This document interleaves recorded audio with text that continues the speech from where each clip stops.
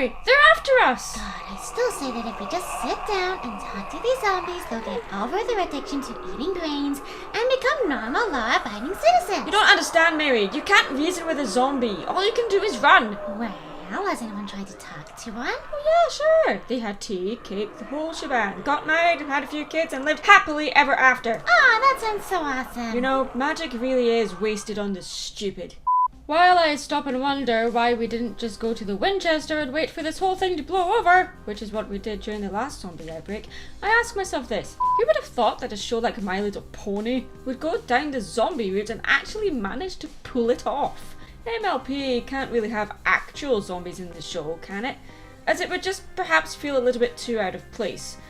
That being said, zombies have been mentioned in the show before, but I'm guessing they're simply from fiction within their own world rather than factual encounters. Still, seeing zombies in this candy-coloured pony world does seem like something I would highly enjoy. And yeah, turns out I did. Here, it feels silly enough to still feel in keeping with the show's overall light-hearted and easygoing tone, while also managing to feel just dark enough to be entertaining and almost creepy. The episode may feel a little diluted and downplayed, but I still enjoyed the episode for what it was. It wasn't disappointing, but the structure perhaps needed a little bit of tightening up. Although the pranks Rainbow Dash was pulling were not necessarily safe or harmless, there was no build-up to a prank which made everyone think she had gone too far.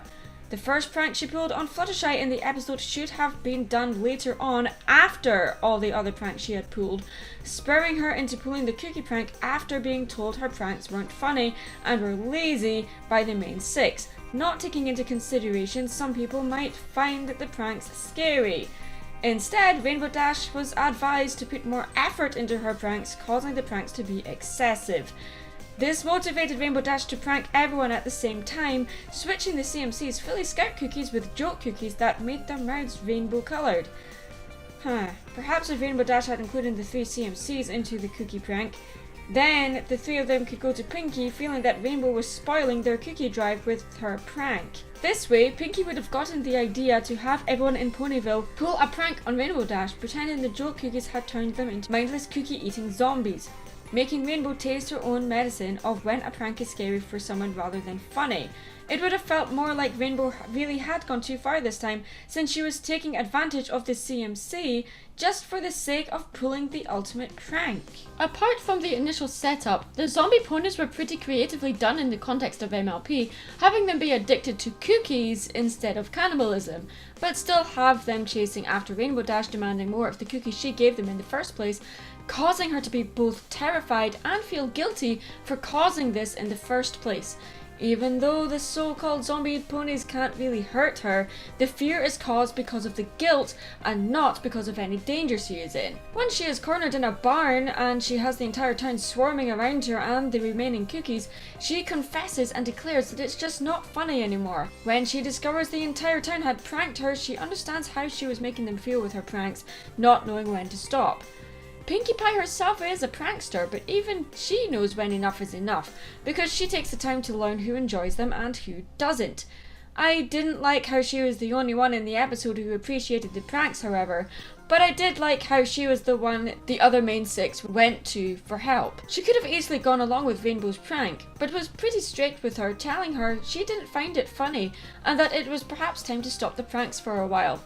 True, Rainbow Dash refused because she was egged on in the first place to put more effort into her pranks by the other main 6, Rarity and Applejack in particular, thank you very much. But I liked how Pinkie turned the tables on Rainbow and made herself the first victim of the cookie zombie outbreak. True, it would have been more effective if the first zombie pony we saw was Pinkie instead of Mrs. Cake. Seriously, what was the deal there? And then meet other characters who had succumbed to the same fake fate. True, the reveals were getting very repetitive and samey, but all in all, it was still pretty entertaining. I especially liked how Rainbow was trying to protect them from the joke cookies at the end before it was revealed it was a prank, showing she did care, and her pranks, at least to her, were all in good fun. She just didn't know when enough was enough. It could be said that Rainbow Dash has learned this type of lesson before, but I feel that with this episode, Rainbow finally got what was coming to her.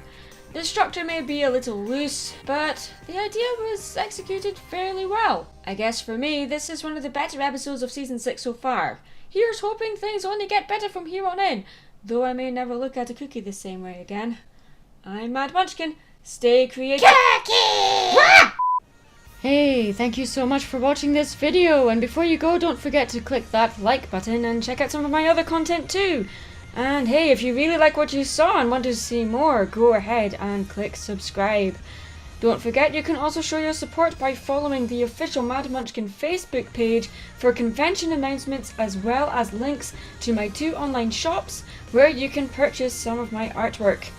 Also keep an eye out on the DeviantArt page for announcements on when I am open for commissioned work.